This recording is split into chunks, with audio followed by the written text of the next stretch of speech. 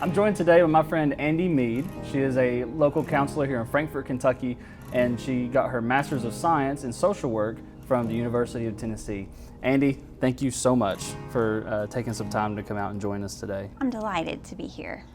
Thank you. Well, how long have you been a counselor? So I got my master's in, I want to say, I should know this exactly, 2002, and worked in the secular setting for most of my experience before having children. And then sort of got the feel, probably being married to a pastor, that I was not seeing the change that I would really like to see without the spiritual component to it.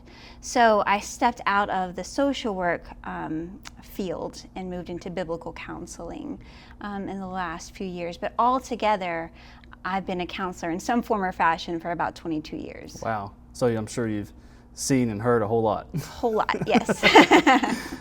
So what brought you into the counseling field then? I'm one of those rare people that always knew what they wanted to be. Yeah. Like I never changed tracks. I think I was a sophomore. My father was a counselor, so I had that sort of guide to look at, and a Bible teacher. So like all the foreshadowing of biblical counseling It's all for come me. together.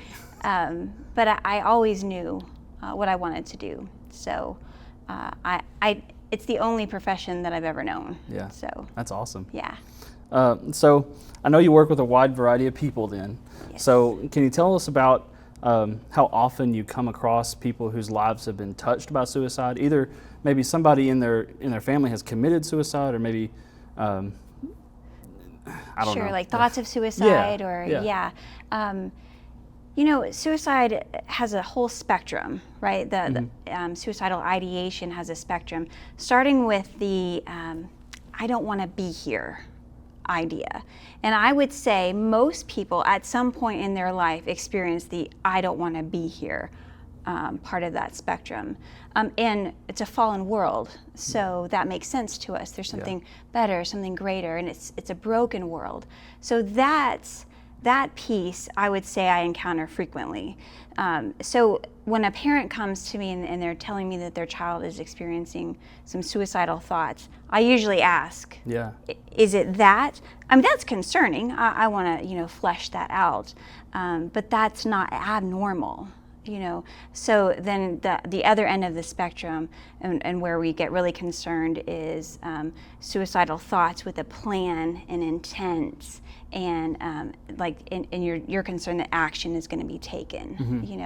And interestingly, I think we've all kind of seen that happen more and more across the spectrum with our kids and with the adults. Yeah. So what would be the difference there between like adults that you've encountered that have this ideation versus teenagers or young adults like up in 25 or so? I would say the reason why it's more intense for teenagers is everything is more intense for teenagers. All their emotions are more intense. And there's so many pieces to it. You and I have 47 years of looking back on the faithfulness of God, right? So I can look back on my entire lifespan at His, what He's done for me, how He's kept His promises. I have all this experience. A teenager isn't there yet, right? They don't have that life experience behind them, and their emotions are so big. There's so much happening.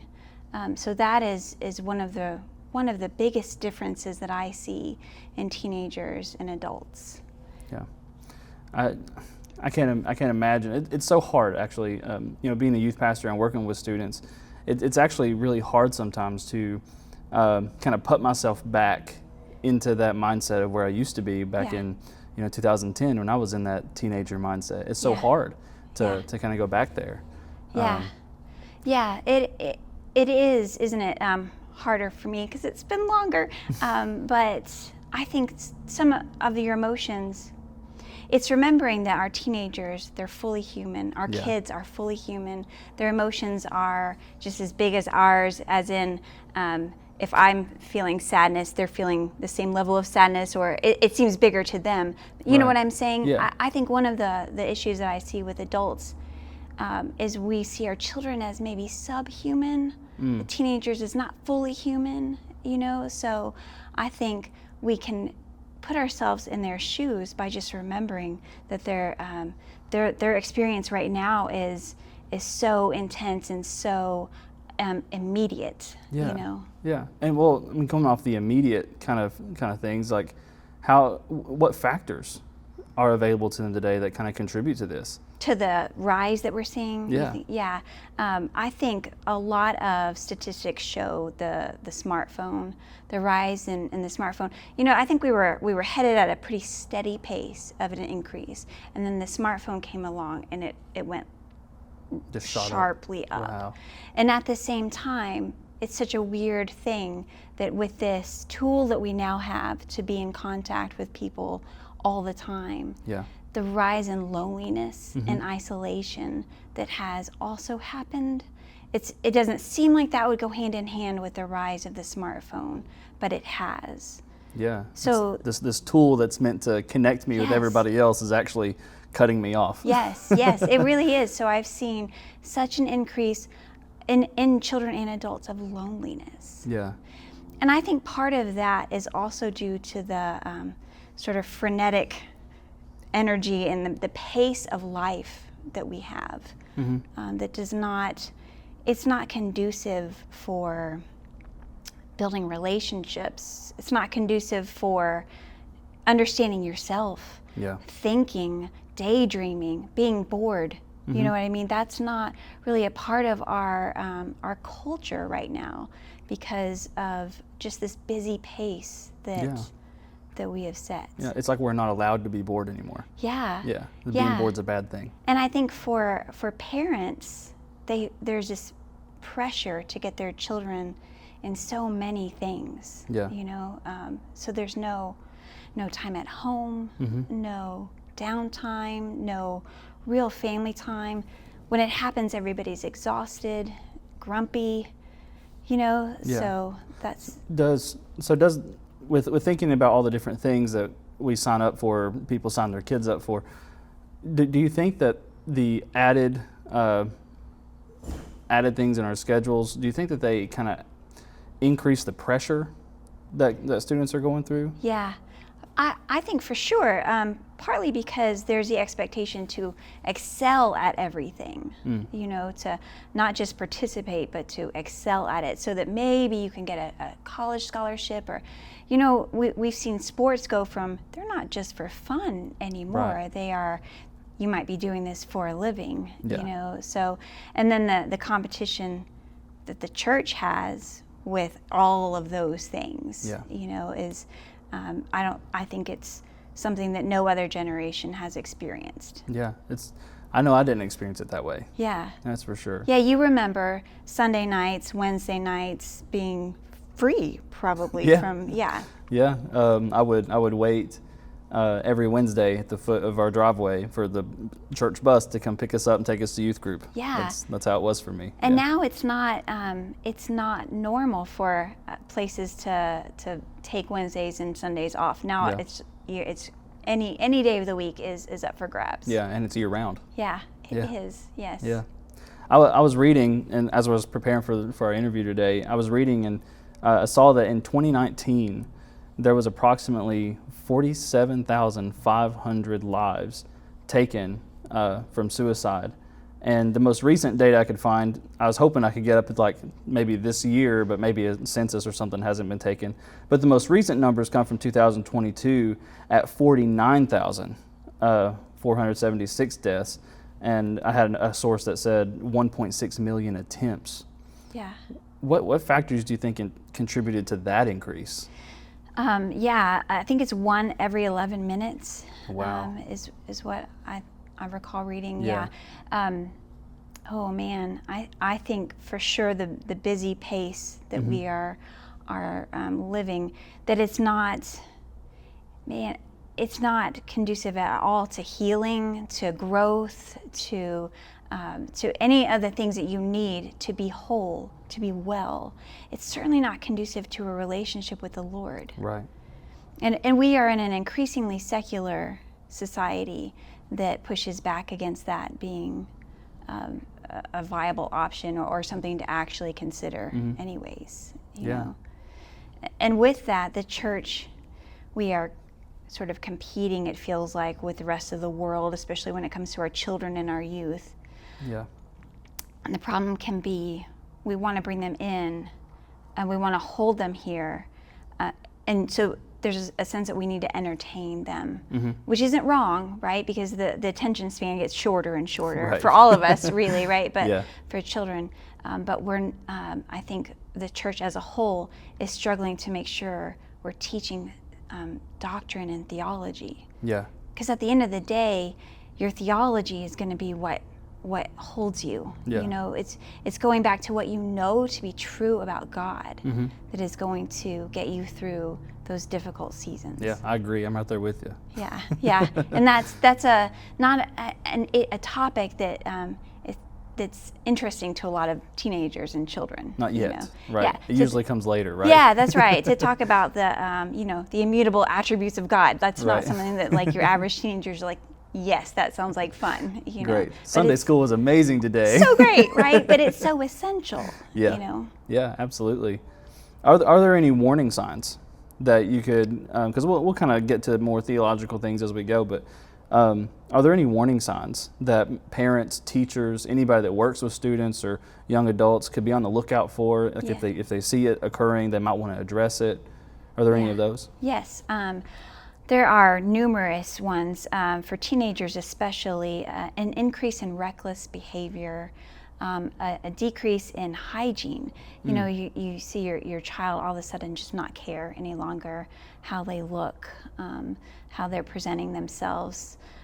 If you see they're just exhausted all the time, and if you probe a little bit, there's a sense of hopelessness. If you see that they are withdrawing more and more and more. The thing that I think is really important, a really important piece there, is you have to know your child. Yeah.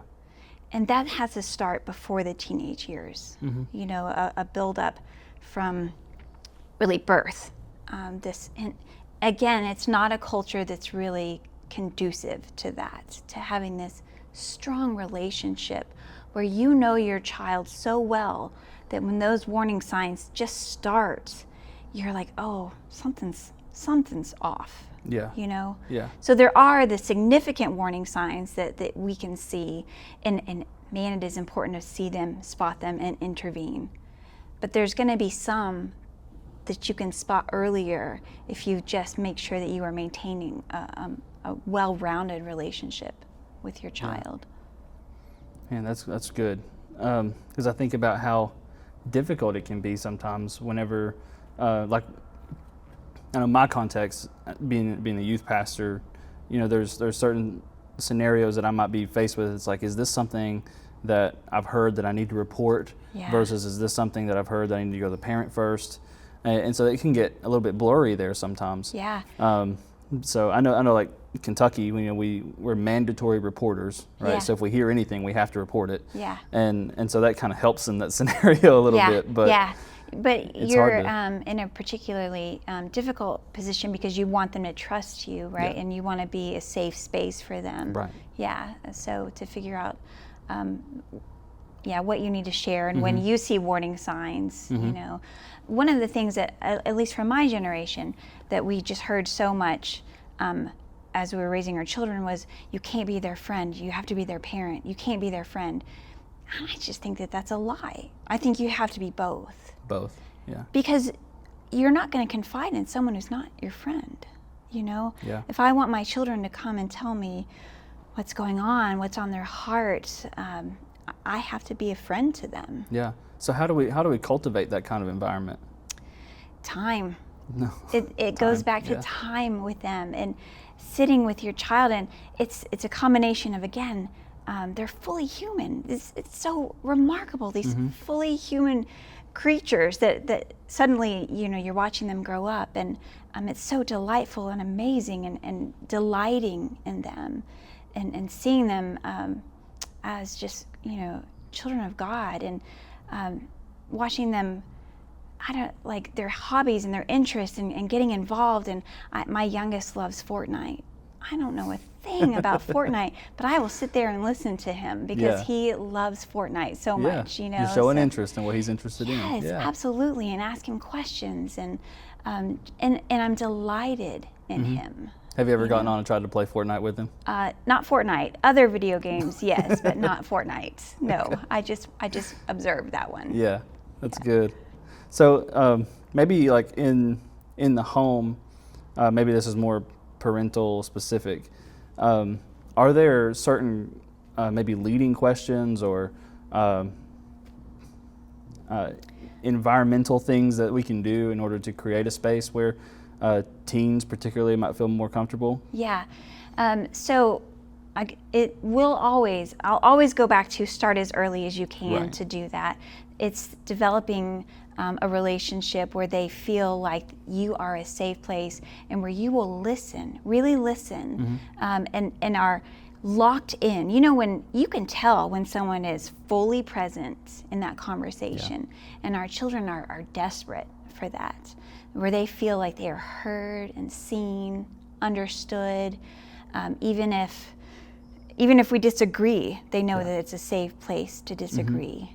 One of the questions that I think I probably go to my kids a lot with is, especially if I see anything just a little bit off, is how's your heart? Tell me what's going on with your Yeah, that's heart. not a question I bet they get every day. No, you know, that's and it requires stopping and thinking about it. You know, what's going on in your heart? What's happened? I've noticed this. I've noticed that you've been a little sad, a little withdrawn. You know, just. I also think we have a tendency to dance around the difficult and uncomfortable things. Talks of depression and anxiety and all those things are difficult and uncomfortable. So we try to find a way to get there, but using some kind of back door. And I think you kind of have to just go through, you know, get right into it. Yeah. I think teenagers are willing to have the conversations. Yeah. Whenever, you know, of course there's a trusted adult, but whenever the trusted adult is willing to ask those harder questions. Yes. Because I don't know that a teenager knows how to answer a question that's so abstract like that. Right. Yeah. Right. But one of the fascinating things about this generation, this rising generation, is that they are excellent communicators. Yeah. They really have a word for everything, and they are in tune with their feelings. You know, to a degree that I think is very unusual, very different. So if you can ask the questions, I think they'll have the answer for you. Yeah, I think so too. Well, we're going to switch gears again a little bit. Yeah. We'll go to the church now. Okay. Absolutely. So let's skip the line. From your perspective, what has the average church response been to the issues surrounding suicide versus what should it be? I think for a long time, the church was uncomfortable with this and felt like it. You know how we can sometimes have a divide between the things of God and then the rest of life, right? You know, and I think it fell into the rest of life category for things that weren't something that didn't come under the church's purview or that didn't have anything to do with the Lord. Right. The mental health, you know, got separated for a long time. So I think we were, and still are to a degree, kind of handing that off to experts, you know. And I'm not like I don't have any issues with medication. I think medication at times is wonderful and necessary, right? You know. But it has been like the go-to, the first line of defense, and we like hands off, and we hand it over. Yeah. You know, so I think in that way we have erred, and I do see us trying to recover that and walk that fine balance of making sure we bring in experts who know their field and really understand trauma and addiction and the mind. But I don't think that those can or should ever be removed from Scripture and from the sovereignty of God, you know? Yeah, I would agree with all of that. How would you, what are some ways that you think maybe the church in their weekly programming kind of things, like it can be hard, like with youth, for example. I meet 3 hours a week with them, Sunday morning, Sunday night, and Wednesday night. Yeah. And what's the way that we can incorporate some of these things to be more present and aware of the mental health issues as a church community? I think that last word is exactly, it's community, right? It's a sense of knowing each other and being known. We're going to talk to the people that we are in community, really in community with. It's a pretty transient world that we're in, where people don't stay put. Yeah. So that makes it a little bit harder, But I love that it's 3 times a week that they're meeting with you. That's a lot, really, And you have volunteers, and you have,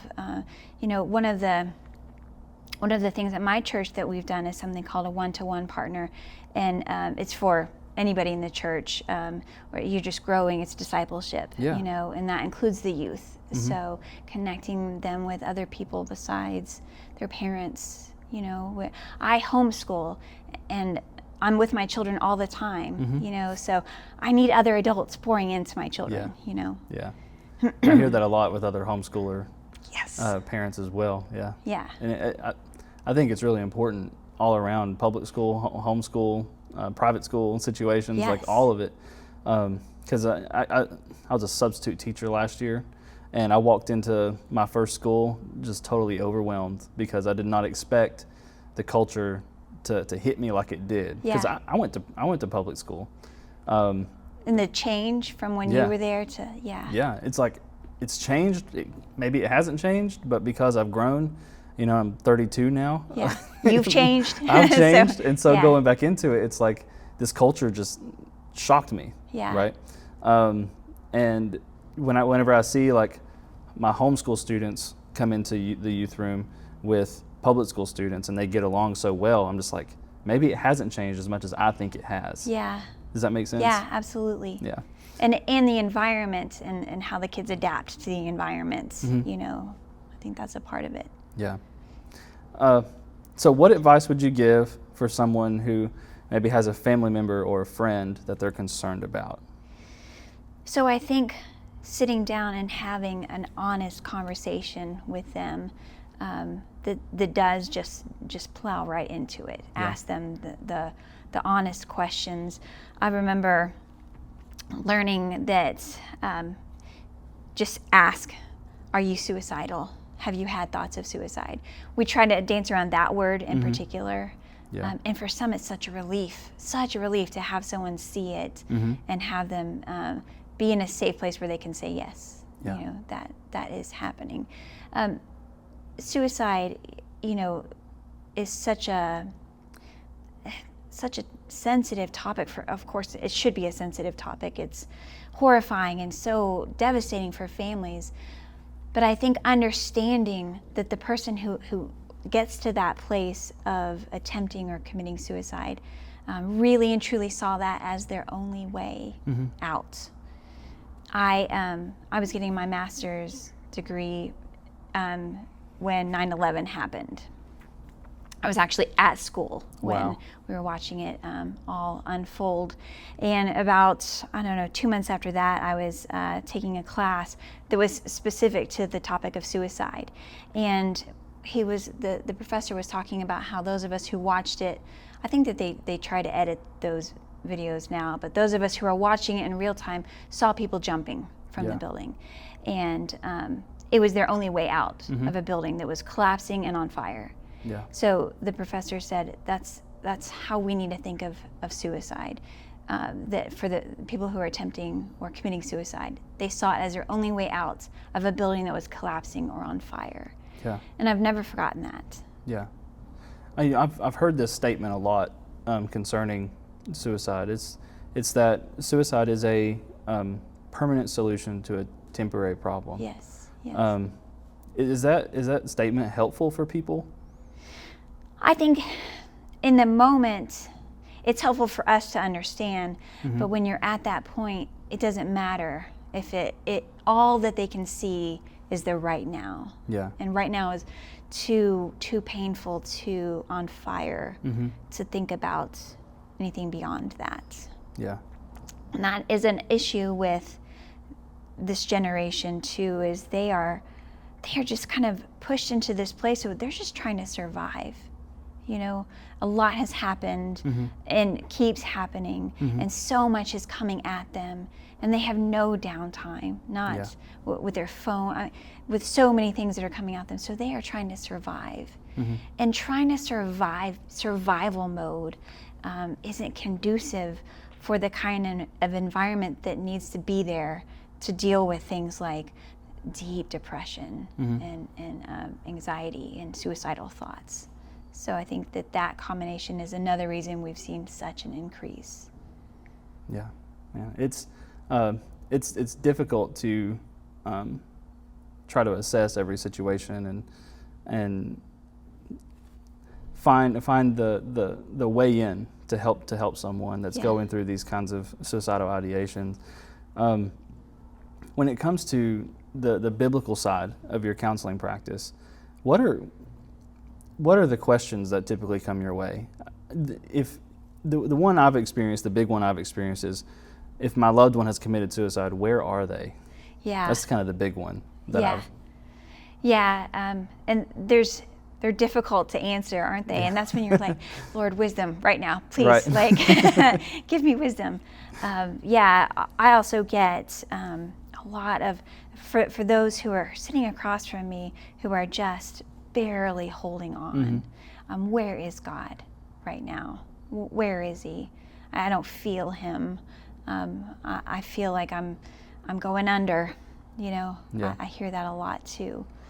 And it's so important in those moments to not try to give an answer that is, I don't like that church answer, you know, to just be with them more than anything in that pain and in that sense of drowning, you know, that they're not alone.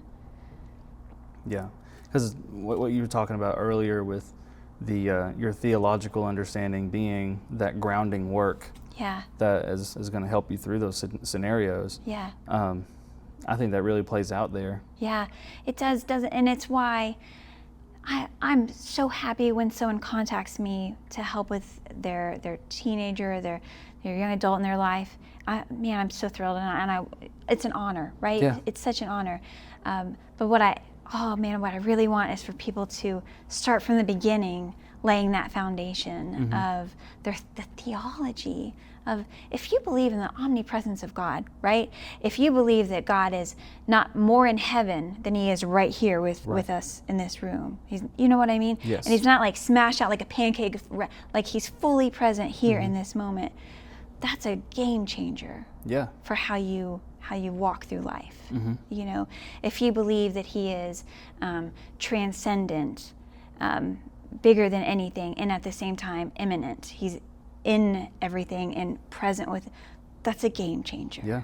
You know, so the theology lays a groundwork for, it's our very foundation. It's the only thing in our whole lives that cannot be pulled out from underneath us. Marriages, families, things that can, you know, people die, things happen, divorces, jobs, all the things that we try to stand on as our foundation can all be taken from us. Yeah. But not the Lord. And our theology is what grounds us there. Yeah. And I think identity plays into that a lot too. 100%. You know, yes. because if I have to always remember, you know, before I'm a youth pastor, before I'm a husband, before I am anything else, I'm first a child of God. Yes. And if my identity is placed in anything else, I know I've had students that, you know, their entire identity is art, or their entire identity is their sports team.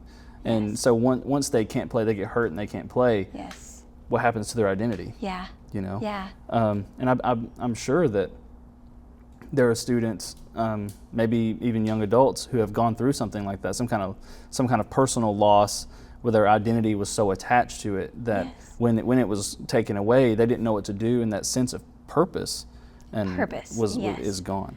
That word purpose, I think, is so important, because without purpose we are very hopeless. Yeah. You know, we feel just like we're just untethered, you know, I see it in specifically teenage girls, well, maybe just women, not just teenage girls, an identity wrapped up in relationships, other than their walk with the Lord, you know. And I spent a lot of time actually in the counseling room talking about identity with women and how it is so easy to find it in relationships. If you ask a female almost across the board, tell me about yourself, they're going to start with, I would start with, well, I'm married to Philip.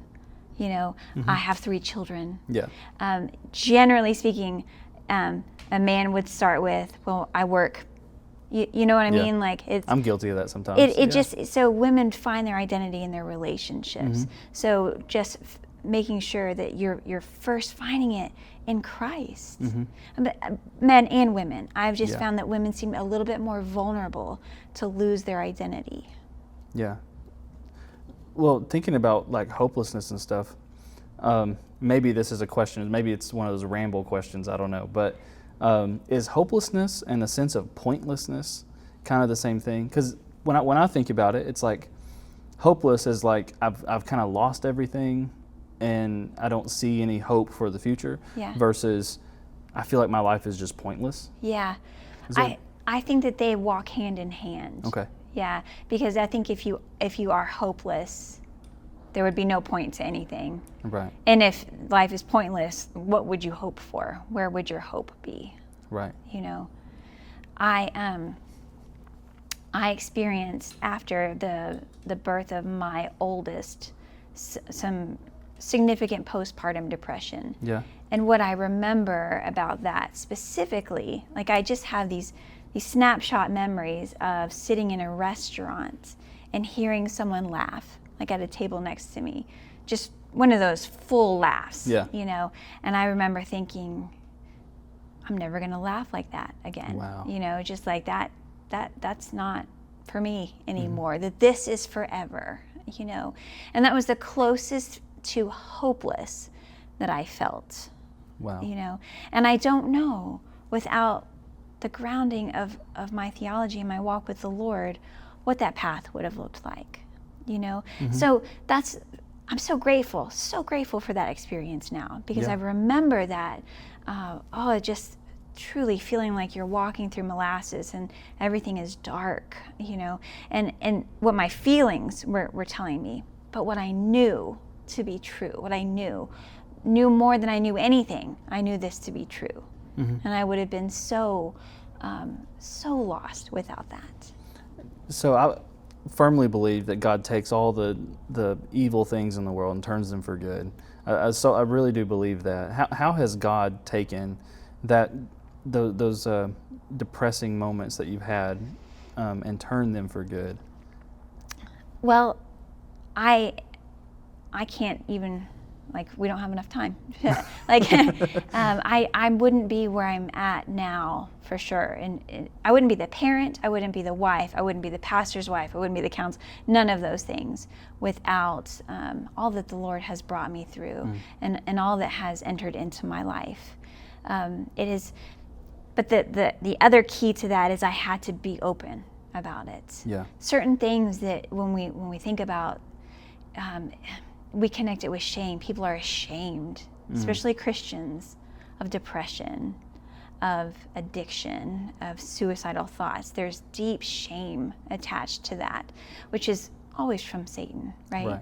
And so he uses that to, like, no, don't talk about that. Like, then people will look at you differently, think about you differently. You know, so to sort of bring it out into the light and to not try to hide it, it has opened doors and conversations and allowed people, I think, to connect with me in a way that they wouldn't have had they not known that. Yeah, I can see that. And I see it with youth, with me too. Yeah. You know, different things I've gone through in my life that I share with them, and they're more willing to open up about what they go through. Yeah, and it's interesting because it really endears us to people when they open up. Yeah.